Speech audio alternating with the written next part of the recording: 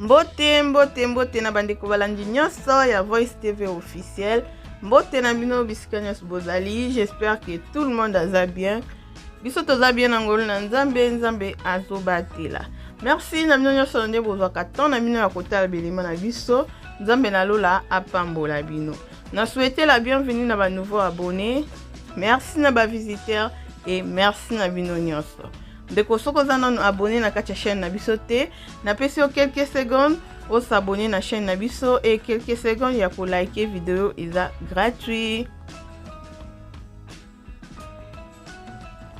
Merci nande bosi ko s'abonner et ko liker vidéo tike tenzambe na lola apambola bino. Merci na bino bandeko, lelo toyeli bino recette na biso ya ngombe na chou. Ndenge totunaki na question bandeko balobi to sala recette ya ngombe na chou. Ba recette ezebele bosengaki mais bobanga te. To commet déjà liste et koya malembi. Voilà, to découvrir ensemble nini to réaliser recette na biso.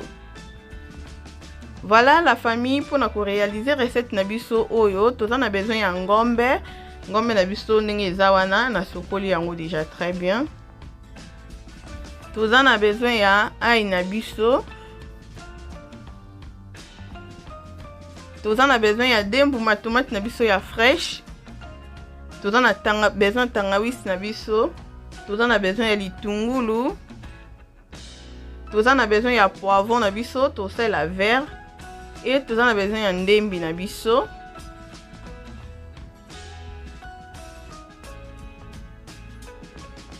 Tosa la muscade.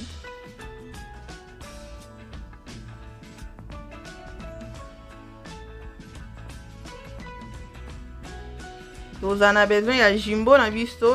Donc bouillon nos oyo za nango problème te. Ou soit kib mungwa ndenge ka o préféré. Et tosa na besoin ya chou na biso comme recette na biso eza ya ngombe na chou. Voilà, awa toko banana nou na kwa assaisonner o ezali ngombe na biso. Donc awa toza na jimbo na biso nde tolobaki mais soko linga ngo te salele lo onion soza na ngo mungwa kib magie et lo onion. Voilà tozo tchana nou jimbo na biso ndenge toyebi ke ezalaka na mungwa. Donc to tcheboye 2 loutou 2 cuillères à café et to kozwa muscade na biso to tche.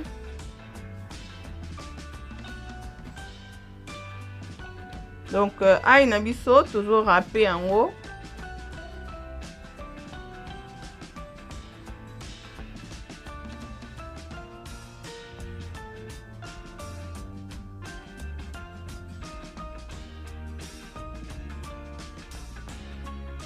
Et voilà, awa tangawis na biso pe toujours râpé en haut lisusu.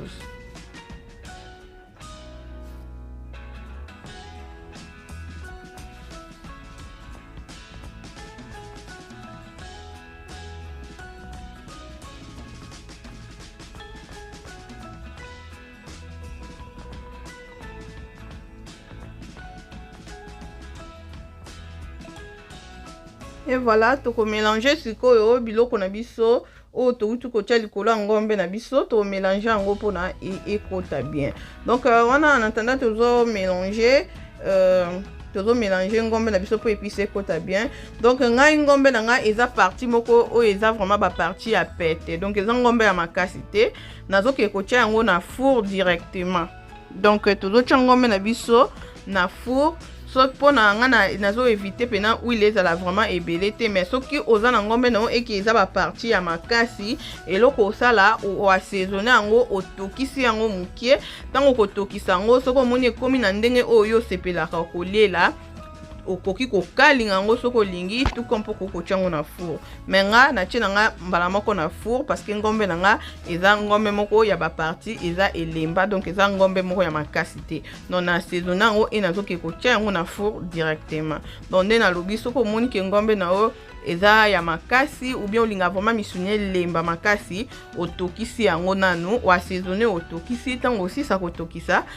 Ezo dépendre na yo soko lingo kalinga ou soit lingo tia na four. Donc biso wana toujours ki ko tia ngombe na biso na four parce que toujours tia ngo na plateau comme bomoni to assaisonner ngo to tika kiango epema na ngwata mwa 10 minutes. Donc epema ki mingi vraiment te epema ki nango mwa 10 minutes nango à côté.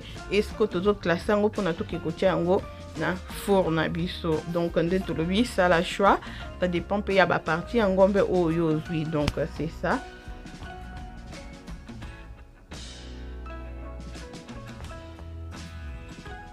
Donc wana ngombe na biso eki kokota na four, tozongi koto yo pona tozo préparer bilo na biso.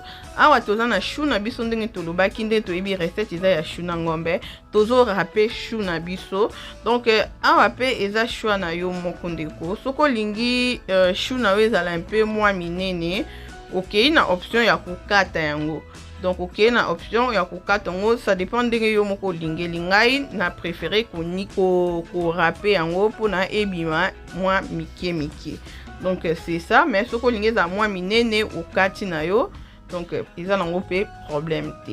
Voilà chou na biso yango yo to tia yango siko na njungu boye et tozo kende ko tokisa yango mukie. Après to ko boire ka mai wana. Donc to tokisa chou na biso mukie et puis to boire ki mai.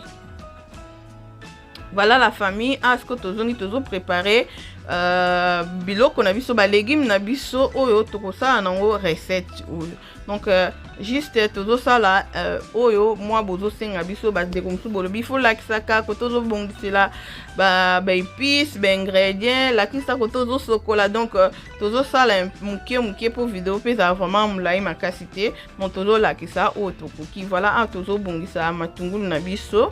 Tozo kata matungulu to la kisa mukie donc pour vidéo ça vraiment mulai te.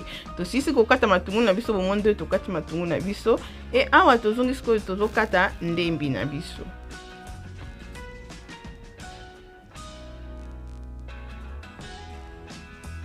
Donc ça dépend de na yo ndeko. Soko lingo nika oniki, mais je crois bien pour la recette vraiment ils ont mieux ko kata yango.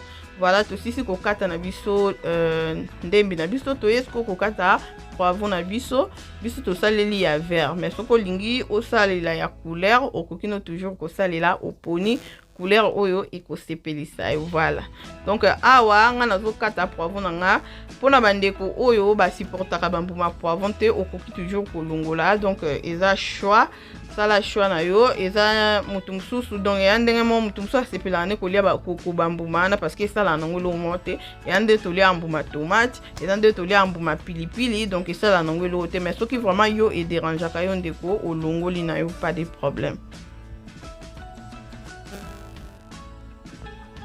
Donc quand tu peux poivron na yo na ba forme o ekosepelisa yo na modèle oyo ko lingela. Donc ils en ont vraiment problème mingi te. Et awa siko to yo ko kata tomate na biso to sala kaka dembuma ya fraîche parce que il faut pas que ezala iteli eza pe option. Donc tout comme poko cha tomate tout comme poko cha te. Donc on a cheka ka dembuma na ngabo ipesa moi c'est bon et ça moi kitoko. Donc so po lingi na ote ko cha na tomate te. Donc ça la choix, on a préféré que tu as tomate, on a mis sali karadem pour ya fraîche. Donc ibelete, c'est ça. Todo kata tomate na biso.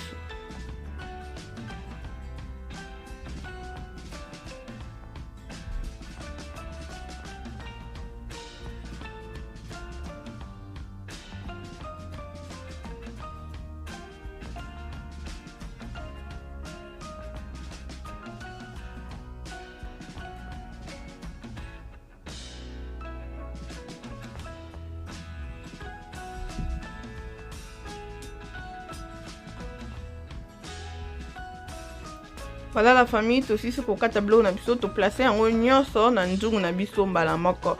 Donc wana eza matungulu ndembi. Donc awa to tie matungulu ndembi, poivron na tomate na biso. Voilà. Awa sikoyo eza chou na biso o to tokisaki mukie to ye ko récupérer yango na moto. Eza te ke faut tokisa yango vraiment ebele non. O tiki yango kaka et toki vraiment moi mukie pour na chou ezala na moi sukali mo boye ezala na moi goût moko boye. À part soko zo lambela on a pondu mais nga so na lamba on a ba bilo mususu na préféraka ko tokisa yango mukie na boaka na mai wana. Et voilà njungu na biso yango yo o to mona ki bilo na biso nyonso eza tomate, poivron, matungulu na ndembi na biso to tia yango na moto et tozozwa huile na biso tozo tia. Donc to tia yango mbala moko to bandika to tika bilo nyonso mbala moko, mais zo dépendre na yo so lingo kalinga ndamu na bokalingi litungulu kalingi ndembi okalingi apo yo kosangisa pas de problème. Nga na tia nga nyonso mbala moko na tia huile nga na finiki. Donc mai eza te natie mai te nafiniki yango mwa moke mpona ebanda kokalingama mpe tozonga. Voilà, toye kozonga sikoyo ndenge bozomona wana tobandi sikoyo kobalola yango kokalinga yango biloko nyonso esangana. Donc tomate wana pe ekobimisa mwa mai nango comme toyebi ke eza tomate ya fraîche, donc ekobimisa mwa mai nango tokozela mai wana esila et puis ba légumes na biso elemba ndambo. Voilà, tozo continuer kokalinga yango.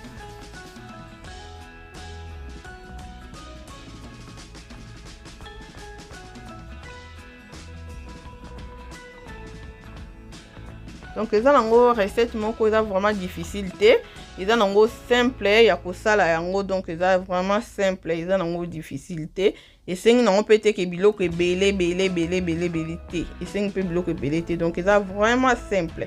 Donc on a toujours continuer toujours na kokalinga ba légumes na biso. Voilà.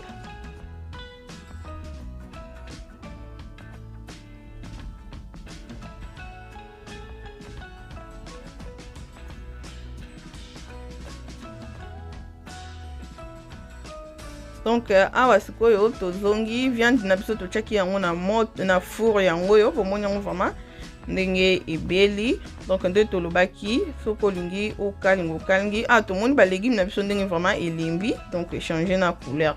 Voilà, siko tozwi viande na biso toye kobwaka likolo ba légumes na biso et tokokalinga yango ensemble esangana ata 2 minutes. Donc ata 2 minutes tozokalinga viande na biso na ba légumes na biso ensemble et sangana vraiment bien et comme eloko moko.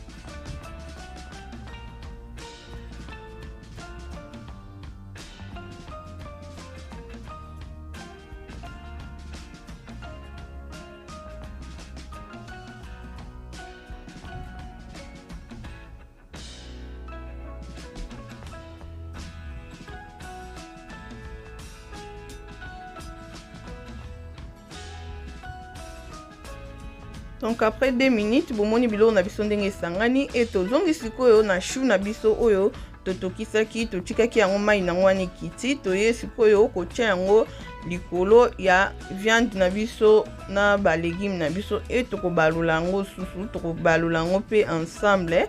Donc esangana pe tokokalinga yango mwa ndambu esangana pe ensemble, donc tolanda.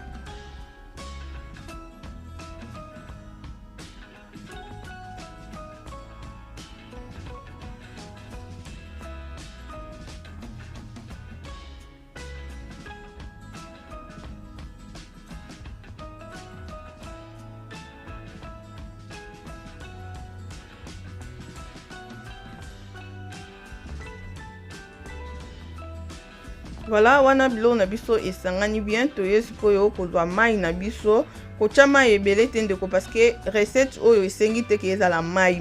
Non, il faut ezala donc ezala mai te yo moko oza déjà mama olamba ke tout oyeba, donc faut pas esengi te ezala mai. Esengi te ezala mai. Donc on a toujours bakisa mai na biso to bakisi comme bomoni mai nanga eza vraiment normal et débordé te ke yo et mati vraiment likolo biloko mai non bomoni yango, donc c'est ça esengi te ezala mai. Et voilà, tozosangisa yango bien.